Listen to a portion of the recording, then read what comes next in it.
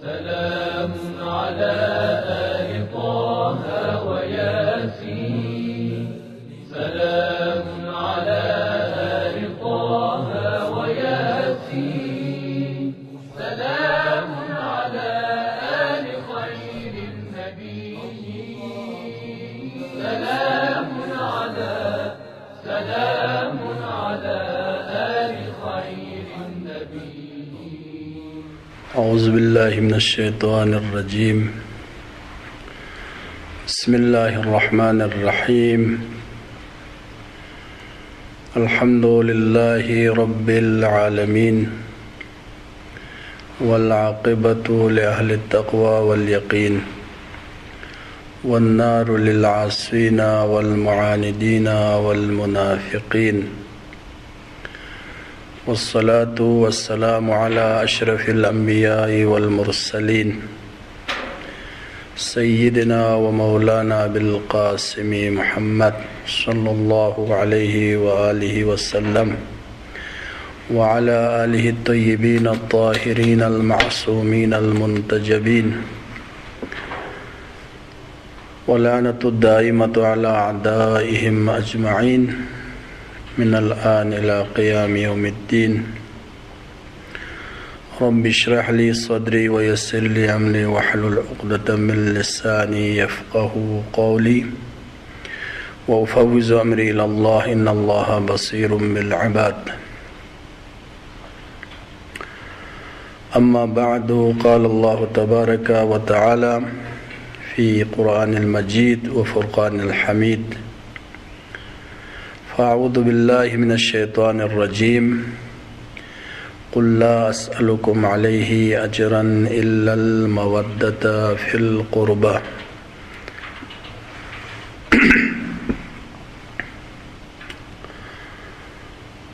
ہمارا سلسلہ گفتگو محبت اور مودت اہل بیت ہے، اور اس موضوع پر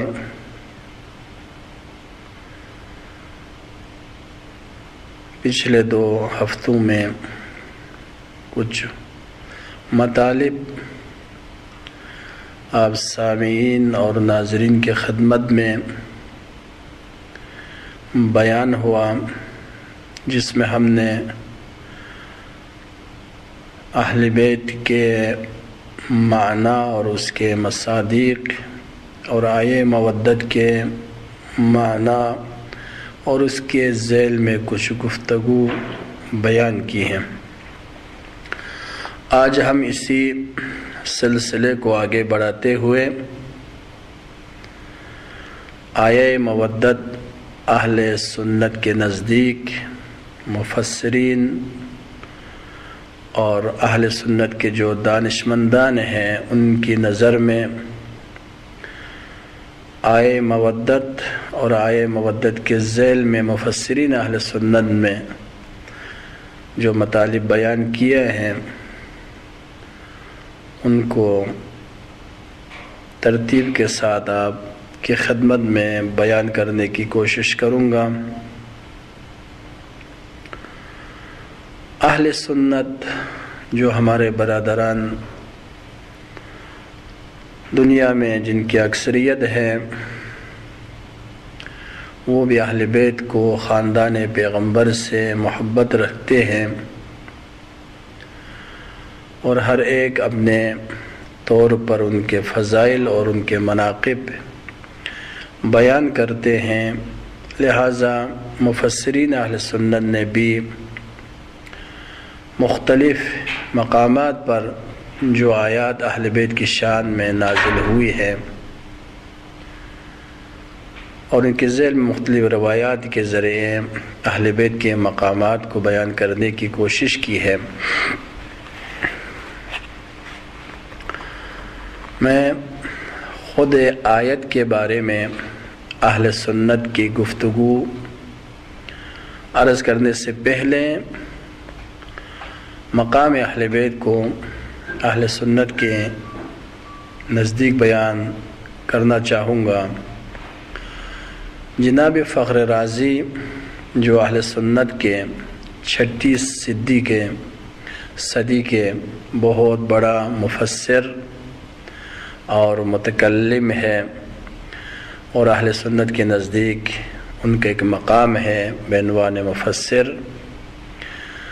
وہ اپنے بعض بیانات میں، بعض کتابوں میں، جسے اہل سنت کے مختلف علماء نے اپنی کتابوں میں درج کیا ہے، وہ فرماتے ہیں کہ اہل بیت علیہم السلام 5 مقامات اور 5 مورد میں پیغمبر اسلام کے مساوی ہیں.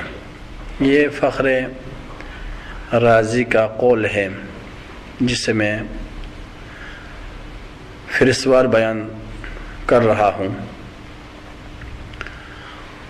ان میں سے ایک محبت ہے. وہ کہتے ہیں جس طرح پیغمبر اسلام کی محبت تمام مسلمانوں پر واجب ہے، اسی طرح اہل بیت کی محبت بھی واجب ہے. وہ اپنے اس بات کی دلیل اس طرح پیش کرتے ہیں: ان کنتم تحبون اللہ فاتبعونی یحببکم اللہ. اگر تم لوگ چاہتے ہو کہ اللہ سے محبت کرنا چاہتے ہو تو میری اتباع کرو، خدا تم لوگوں سے محبت کرے گا. یہ پیغمبر اسلام کے بارے میں ہے. اس کے بعد وہ لکھتے ہیں کہ اہل بیت کے بارے میں بھی ہے: قل لا اسألکم علیہ اجرا الا المودۃ فی القربہ. بس ایک چیز جو اہل بیت اور پیغمبر اسلام شریک ہے، برابر ہے اور مساوی ہے، وہ وجوب محبت ہے. جس طرح پیغمبر اسلام کی محبت واجب ہے، اسی طرح اہل بیت کی محبت بھی واجب ہے. دوسرا مقام جہاں پر پیغمبر اسلام اور اہل بیت مساوی ہے، کہتے ہیں صدقہ کا حرام ہونا ہے. جس طرح واجب صدقہ، زکوٰۃ، فطرہ پیغمبر اسلام پر حرام ہے، اہل بیت کے لیے بھی وہ حرام ہے. جس طرح پیغمبر اسلام نے فرمایا، یہ اہل سنت کی روایت ہے: لا تحل الصدقہ لمحمد صلی اللہ علیہ وآلہ لا لآل محمد انما ہی اوساخ الناس. فرماتے ہیں کہ صدقہ پیغمبر اسلام اور آل محمد کے لیے حرام ہے، جائز نہیں ہے. اور تیسرا مقام جسے فخر رازی نے بیان کیا ہے، پیغمبر اور اہل بیت مساوی ہے، وہ طہارت ہے، پاکیزگی ہے، دوسرے الفاظ میں عصمت ہے. پیغمبر اسلام کے بارے میں قرآن مجید میں یہ آیت مجیدہ ہے، بسم اللہ الرحمن الرحیم، سورہ طٰہٰ میں: طٰہٰ ما انزلنا علیک القرآن لتشقیٰ. اے میرے رسول، اے میرے پاک پاکیزہ نبی، اے میرا طاہر نبی، ہم نے قرآن کو آپ پر مشقت کے لیے نازل نہیں کیا ہے. اب زحمت میں پڑھنے کے لیے قرآن آپ پر نازل نہیں ہوا ہے. اور اس کے بعد کہتے ہیں کہ قرآن مجید میں اہل بیت کے بارے میں سورہ احزاب میں ہے: انما یرید اللہ لیذھب عنکم الرجس اہل البیت ویطہرکم تطہیرا. خدا صرف یہ چاہتا ہے کہ لیذھب عنکم الرجس اہل البیت، اے اہل بیت، تم لوگوں سے رجس اور ناپاکی کو تم لوگوں سے دور کریں، اور جس طرح پاک کرنے کا حق ہے اسی طرح آپ کو پاک کریں. بس طہارت میں بھی جس طرح پیغمبر طاہر ہے، جس طرح پیغمبر معصوم ہے، اہل بیت بھی معصوم ہیں جناب فخر رازی کے نزدیک. چوتھا مقام جہاں پر اہل بیت پیغمبر کے مساوی قرار پایا ہے، وہ سلام اور درود ہے. جس طرح پیغمبر اسلام پر سلام اور درود بھیجنا، جہاں جہاں پر پیغمبر اسلام کا نام لیا جائے درود اور سلام بھیجنا مستحب ہے، اور نماز میں پیغمبر اسلام پر درود بھیجنا واجب ہے آخر السلام میں، اس طرح کہتے ہیں السلام علیکہ ایھا النبی ورحمۃ اللہ وبرکاتہ، جسے صحیح بخاری نے بھی نقل کیا ہے کہ نماز میں پیغمبر اسلام پر صلات اور درود بھیجنا واجب ہے۔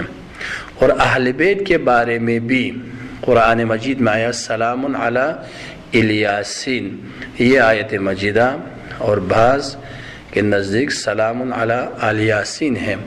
خلاصہ فخر رازی کے نزدیک جس طرح پیغمبر اسلام پر سلام بھیجنا مستحب ہے اور نماز میں واجب ہے، اسی طرح قرآن مجید نے بھی آل پیغمبر پر درود اور سلام بھیجا ہے۔ یہ سلام کے بارے میں اور صلات کے بارے میں پیغمبر اور آل پیغمبر پر نماز میں صلات اور درود بھیجنا تشہد میں واجب ہے، جسے اہل سنت کے بہت سے علماء نے نقل کیا ہے۔ اہل سنت کے مشہور مؤلف اور مصنف اور محقق ہے زرندی حنفی، نظم درر السمتین میں، اور جناب مناوی نے فیض القدیر شرح الجامع الصغیر میں، اور جوینی خراسانی نے فرع السبتین میں، خفاجی حنفی نے تفسیر آیہ مودت میں ان مطالب کو فخر رازی سے نقل کرتے ہوئے بیان کیا ہے۔ اور درود و سلام کے بارے میں جناب شافعی کے مختلف اشعار ہیں، ان میں سے ایک رباعی یہ ہے جو مشہور اور معروف ہے، یا آل بیت رسول اللہ حبکم فرض من اللہ فی القرآن انزلہ یکفیکم من عظیم المجد انکم من لم یصلی علیکم لا صلاة لہ۔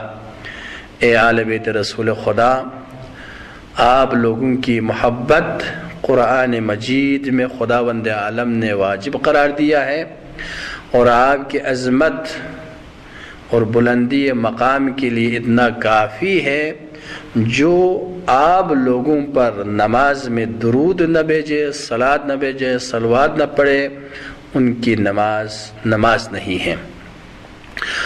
بس یہاں تک معلوم ہوا کہ اہل سنت اور جناب فخر رازی کے نزدیک اہل بیت کا مقام کم از کم 5 جگہوں پر اور 5 موارد میں اہل بیت اور پیغمبر خدا قرآن اور احادیث کی روشنی میں دونوں کو مساوی قرار دیا ہے۔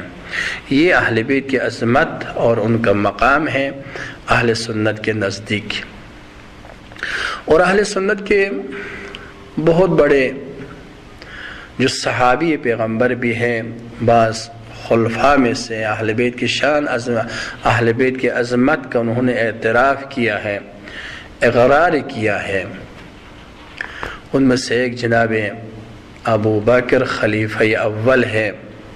اہل سنت کے مختلف کتابوں میں ان کا یہ قول نقل ہے، اقیلونی فان علی احق منی بہذا الامر واقیلونی اقیلونی فانی لست بخیر منکم وعلی فیکم۔ کہتے ہیں کہ مجھے چھوڑ دو چونکہ علی مجھ سے زیادہ حقدار ہے۔ یہ خلافت، جس وقت خلافت کے مسند پر جناب ابا بکر کو بٹھا رہے تھے، اس وقت اس کا یہ قول ہے، آپ لوگ مجھے چھوڑ دیں، علی مجھ سے زیادہ حقدار ہے اس امر خلافت میں، اور مجھے چھوڑ دے چونکہ تم لوگوں سے میں بہتر نہیں ہوں، جبکہ علی تم میں موجود ہے۔ اس قول کو اگرچہ یہ جو قول میں نے عرض کیا یہ شیعہ کتابوں میں نقل ہے، اور اس کے علاوہ اسی کے عبارت کے مشابہ اہل سنت کے مختلف کتابوں میں یہ عبارت آئی ہوئی ہے، اقیلونی فلست بخیرکم، لا حاجت لی فی بیعتکم اقیلونی بیعتی، اس کو جناب شیبانی اہل سنت کے بہت بڑے عالم ہیں، اس نے السیر الکبیر جلد نمبر 1 صفحہ نمبر 36 پر اس عبارت کو نقل کیا ہے۔ اسی طرح ابن ابی الحدید شرح نہج البلاغہ میں جلد نمبر 1 صفحہ 168 اور 69 کے درمیان اس عبارت کو نقل کیا ہے۔ جناب محمد عبدو شرح نہج البلاغہ میں اور اسی طرح دوسرے کتابوں میں اس قسم کی عبارت جہاں پر جناب خلیفہ اول نے امیر المؤمنین کی عظمت اور مقام کو بیان کر کے کہا ہے کہ مجھے اس امر خلافت میں مجھے دور رکھے اور علی مجھ سے افضل ہے، اور جناب خلیفہ دوم کا جو قول تو مشہور ہے اور بچہ بچہ جانتا ہے کہ امیر المؤمنین کی شان میں کیا فرمایا، یہ مشہور اور معروف قول ہے، لولا علی لہلک عمر، اگر علی نہ ہوتا تو عمر ہلاک ہو جاتا۔ اور اس کے علاوہ اور بھی اقوال بیان ہوا ہے جناب عمر کی جانب سے۔ اہل سنت کے مشہور عالم ہے جناب حسکانی، شواہد تنزیل تفسیر کی کتاب ہے،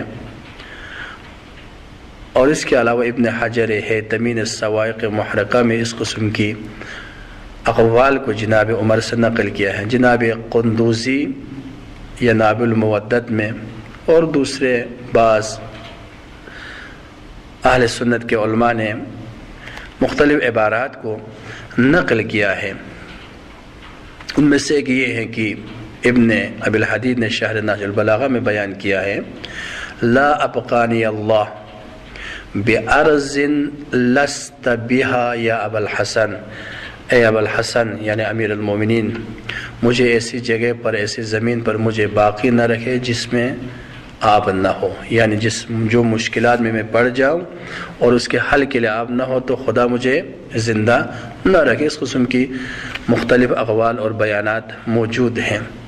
اور جناب عائشہ فرماتی ہیں کہ علی هو اعلم الناس بالسنہ، علی سنت کی نسبت علی سب سے زیادہ عالم ہے، آگاہ ہے، یعنی علی اعلم الناس ہے سنت پیغمبر کی نسبت، جسے اہل سنت کے عالم دین زرندی حنفی نے نظم درالسمتین میں اور خود بخاری نے التاریخ الکبیر جلد نمبر 2 صفحہ 255 پر، جناب طبری نے ذخائر العقبہ میں بھی اس کو نقل کیا ہے کہ یہ عائشہ کا یہ قول ہے کہ علی سنت کی نسبت سب سے زیادہ آگاہ تر ہے، اور یہ قول بھی مشہور ہے جناب عائشہ سے، وَأَمَّا أَنَّهُ أَعْلَمُ النَّاسِ بِالسُّنَّةِ ذَلِكَ خَيْرُ الْبَشَرِ لَا يَشُكُّ إِلَّا كَافِرٌ، علی اعلم الناس ہے سنت کی نسبت، اور علی خیر بشر ہے، اور جو علی کے خیر بشر ہونے میں کوئی شک کرے تو وہ کافر ہے۔ اب اس کے علاوہ بہت سے اقوال ہم یہاں پر بیان کر سکتے ہیں کہ اہل بیت اور خصوصاً امیر المؤمنین کے بارے میں اہل سنت کے ائمہ اور اہل سنت کے جو بڑے بڑے امام ہیں، حتیٰ کہ خلفائے کرام نے بھی امیر المومنین اور اہل بیت کی شان میں بیان کیا ہے۔ تو یہاں پر آ جائے کہ خود آیے مودت کے بارے میں اہل سنت نے کیا کہا ہے، اور یہ بھی ضروری ہے کہ اہل سنت کے نزدیک بعض جو علماء ہیں، مفسرین ہیں، وہ کہتے ہیں کہ تمسک کرنا اہل بیت اور اہل بیت سے علم لینا، دین کو اہل بیت سے لینا، یہ ہر مسلمان پر واجب ہے، اور خصوصاً حدیث ثقلین جو دونوں مذہب یعنی شیعہ سنی دونوں کے اتفاقی اور معتبر ترین، حتیٰ کہ ایک متواتر روایت ہے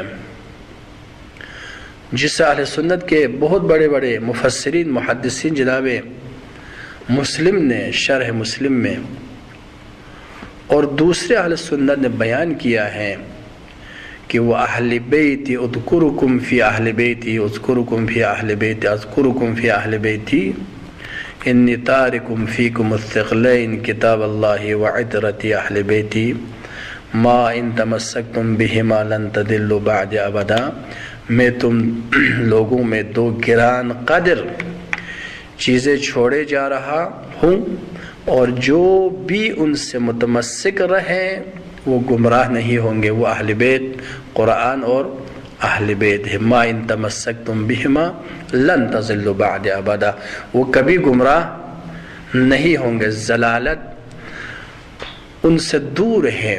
یہاں تک کہ جناب ہیثمی جو اہل سنت کے محدث ہیں، مجمع الزوائد اس کی کتاب حدیث کی کتاب ہے، اس میں بیان کیا ہے۔ اسی طرح طبرانی بھی اہل سنت کے بہت بڑا عالم دین ہے، المعجم الکبیر میں، متقی ہندی نے کنز العمال میں، قندوزی حنیفی نے ینابیع المودد میں حدیث ثقلین کے ضمن میں اس جملے کو نقل کیا۔ یہ بہت اہم ہے۔ وہاں پر نقل کیا ہے، لا تقدموہما فتہلکوا، قرآن اور اہل بیت سے آگے نہ بڑھو، ہلاک ہو جاؤ گے۔ ولا تقصروا عنہما، اور قرآن اور اہل بیت سے پیچھے بھی نہ رہو، فتہلکوا، ہلاک ہوں گے۔ ولا تعلموہم، اہل بیت کو علم دینے کی سکھانے کی کوشش نہ کرو، فإنہم اعلم منکم، اہل بیت تم لوگوں سے زیادہ بہتر جاننے والے ہیں۔ یہ اہل سنت کی روایت ہے۔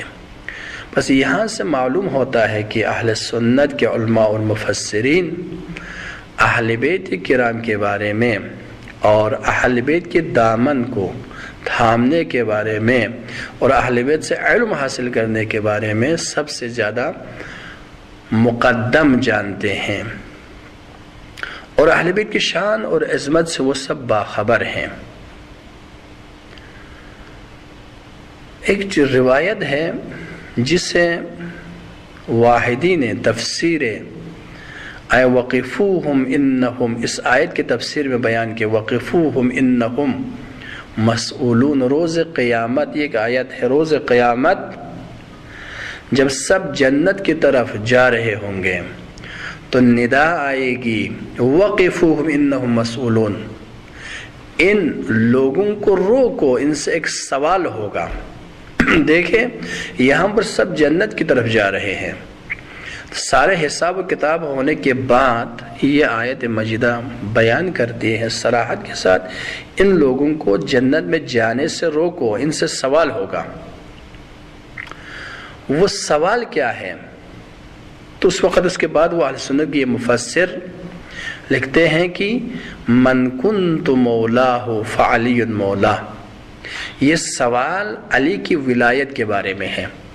هذه الولایت التي اثبتها النبی لعلی مسئول عنها یوم القیامہ، کہتے ہیں کہ جو وقفوہم انہم مسئولون، ان کو روکو، ان سے سوال کیا جائے گا، وہ ولایت امیر المومنین ہے، وہ ولایت جسے پیغمبر اسلام نے بیان کیا ہے، ثابت کیا ہے، محکم کیا ہے، علی کے لیے مسئول عنہ یوم القیامہ، قیامت کے دن ان سے سوال کیا جائے گا۔ وقفوہم انہم مسئولون، ای ولایت علی و اہل بیتہ، وہ مسئول کیا ہے، وہ سوال کیا ہے جس کے بارے میں سوال کیا جائے گا، وہ امیر المومنین کی ولایت ہے اور اہل بیت کی ولایت ہے۔ اس کے بعد کہتے ہیں لأن اللہ تعالی امر نبیہ، خداوند عالم نے اپنے نبی کو حکم دیا ہے کہ ان یعرف الخلق، مخلوق کو معرفی کرے اور مخلوق کو بتائے، لا یسألہم من التبلیغ اجرا، میں تم لوگوں سے تبلیغ رسالت، پیغام الہی، تعلیمات دین، خدا کے پیغامات کو پہنچانے کے لیے تم سے کچھ اجر نہیں مانگوں گا، کوئی مزدوری اور کوئی اجر، کوئی اجرت، کوئی عوض تم لوگوں سے نہیں مانگوں گا، الا المودۃ فی القربى، میں صرف قربا کی مودت اور اہل بیت کی مودت اور محبت تم سے مانتا ہوں۔ والمعنی، یہ اہل سنت کی تفسیر کی میں عبارت بیان کر رہا ہوں، والمعنی انہم یسألون اور ان سے سوال کیا جائے گا۔ اس کا کیا معنی ہے؟ یہ اہل سنت کے مفسر کا بیان ہے، کہتے ہیں انہم یسألون یا یسألون، ان سے سوال کیا جائے گا، حل والاہم، آیا تم لوگوں نے حق المودہ، مودت کے حق کو ادا کیا ہے، کما اوصاہم نبی، جس طرح نبی نے وصیت اور سفارش کی تھی، حق مودت، حق ولایت، حق اہل بیت کو جس طرح پیغمبر کے سفارش کے مطابق تم لوگوں نے ادا کیا یا نہیں کیا ہے، روز قیامت یہ پوچھا جائے گا۔ اوصاہ النبی ام اضاعوها واحملوها، یا اہل بیت کے حق کو تم لوگوں نے ضائع کر دیا، اس کو مہمل چھوڑا ہے، فتکون علیہم مطالبۃ والتبعیۃ، اس وقت ان سے مطالبہ کیا جائے گا، ان سے پوچھا جائے گا۔ اس کے بعد فرماتے ہیں من کنت مولاہ فعلی مولا، یہ علی کی ولایت ہے۔ کون سی ولایت ہے؟ جس کو غدیر خم میں امیر المؤمنین کی ولایت کو پیغمبر اسلام نے اعلان کر دیا تھا۔ روز قیامت ان لوگوں سے اس ولایت کے بارے میں، اس محبت کے بارے میں، اس مودت کے بارے میں پوچھا جائے گا۔ بس یہاں سے ہم نتیجہ نکال سکتے ہیں، جس طرح ہم نے اس سے پہلے مجلس اور محفل میں عرض کر دیا تھا کہ اہل بیت کی محبت اور مودت کا معنی صرف یہ نہیں ہے کہ ہم اظہار محبت کریں اور یہ کہے کہ ہم اہل بیت کو چاہتے ہیں، اہل بیت سے محبت کرتے ہیں، بلکہ اصل مودت یہ ہے کہ اہل بیت کی اطاعت ہو، اہل بیت کی پیروی کریں، بلکہ حقیقی محبت، حقیقی مودت یہ ہے کہ ولایت اہل بیت، ولایت امیر المؤمنین کو ہم قبول کریں، دل و جان سے قبول کریں اور اس کے پیروی کریں۔ اور ولایت امیر المؤمنین وہ عظیم چیز ہے جس کے بارے میں روز قیامت کیا ہے، ہم سے سوال کیا جائے گا۔ اور اسی طرح بعض اہل سنت نے یہاں تک کہا ہے کہ اس دنیا میں انسان کے لیے ایک معصوم کا ہونا ضروری ہے، اور وہ معصوم اہل بیت کے علاوہ کچھ کون ہو سکتا ہے؟ یہاں تک کہ جناب واحدی موصلی نامی اہل سنت کے عظیم عالم دین ہیں، وہ مناقب اہل بیت میں کہتے ہیں کہ تشریع احکام کو بیان کرنے کے لیے اور پیغمبر اسلام کی سنت کی تشریح اور تبیین کے لیے یا خود پیغمبر ہونا چاہے یا ان کے ذریت میں سے کوئی ہونا چاہیے۔ کیوں؟